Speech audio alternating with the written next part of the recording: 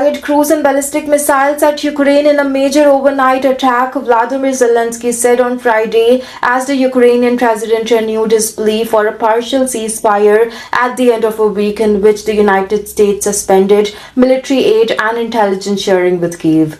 Russia's assault targeted several regions across Ukraine using nearly 70 missiles and almost 200 drones, Zelensky said on X platform, adding that the massive attack was directed against the infrastructure that ensures normal life.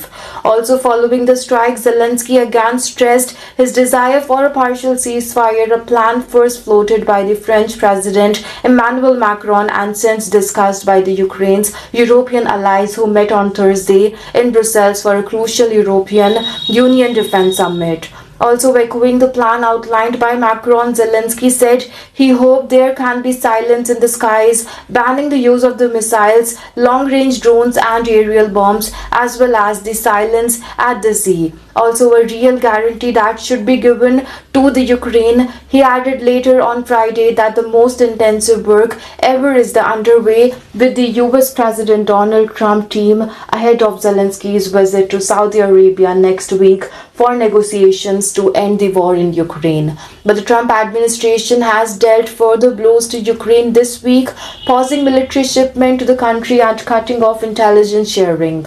The White House also has suspended Ukraine's access to commercial satellite imagery purchased by the United States government through the company Maxar. Spokespeople for the National Geospatial Intelligence Agency and Maxar said on Friday, Kyiv has long used their overhead imagery to track Russian troop movement, assess terrain, and also the planning of the military operation. After weeks of more amicable relations with Russia, Trump issued a surprising threat to Moscow on Friday, saying, based on the fact that Russia is absolutely pounding Ukraine, he is considering placing large-scale banking sanctions and tariff on Russia until it agrees to a ceasefire and a final peace settlement.